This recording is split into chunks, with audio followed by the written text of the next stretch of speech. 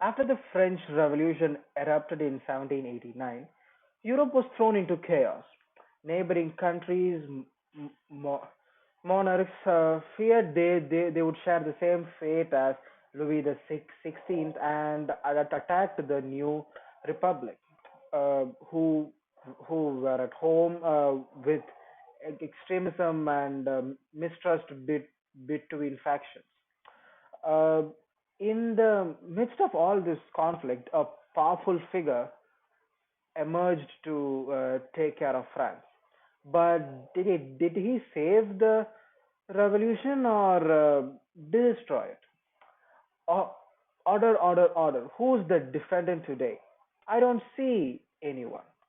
Your Honor, this is Napoleon Bonaparte, the tyrant who invaded nearly all of Europe to compensate for his personal stature-based insecurities.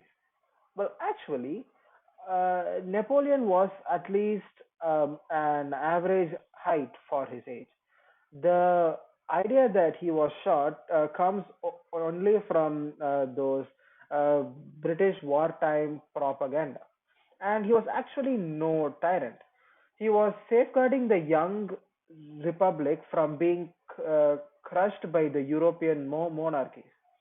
So, by overthrowing his government and seizing power himself,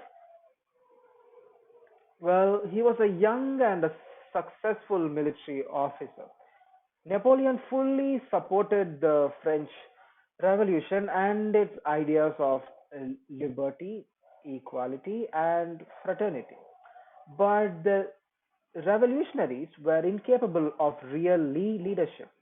Uh, Robespierre and the Jacobins, who first came to power, unleashed a reign of terror by executing anyone who disagreed with them.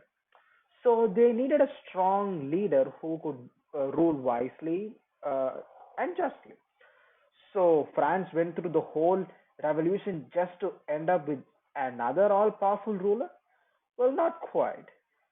Napoleon's new powers were derived from the constitution that was approved by a popular vote in the consulate.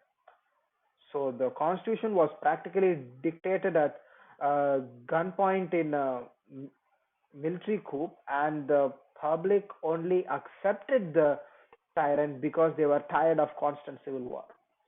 Be that as it may, Napoleon introduced a new constitution and a legal code that kept some of its important achievements of the revolution intact.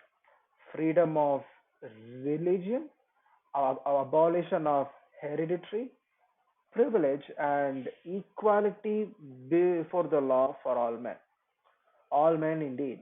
He deprived women of the rights that the revolution had given them and also reinstated slavery.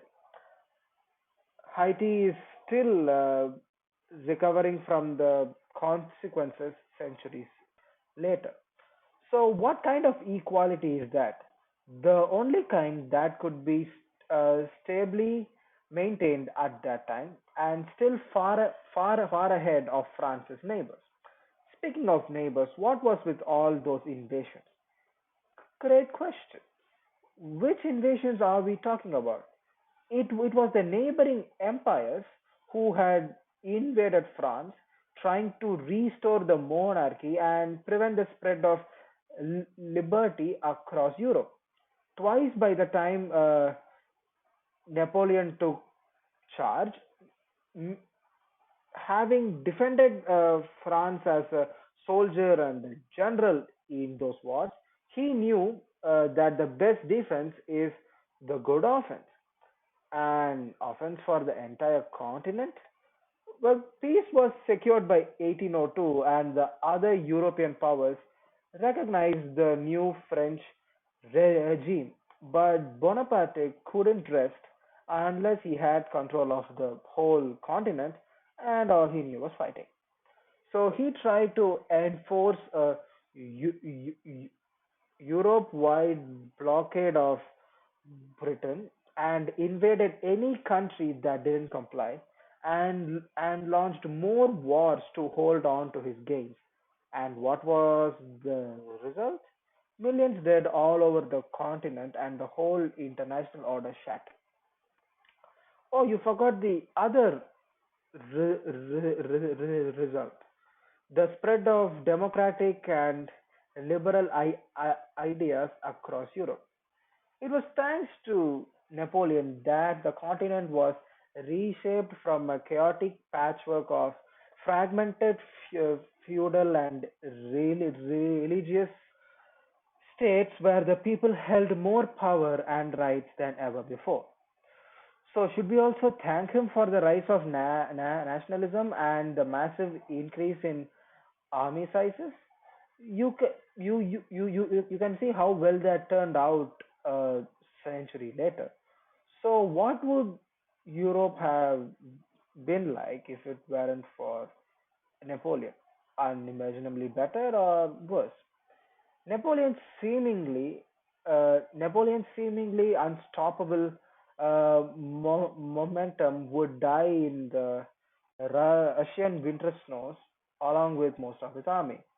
But even after being deposed and exiled, he refused to give up, escaping from his prison and launching a bold attempt at restoring his empire before being defeated the second and final time. Bonaparte was a ruler full of contradictions, defending a popular revolution by imposing absolute dictatorship and spreading liberal ideas through imperial wars. And though he never achieved his dream of conquering Europe, he undoubtedly left his mark on it, for better or for worse.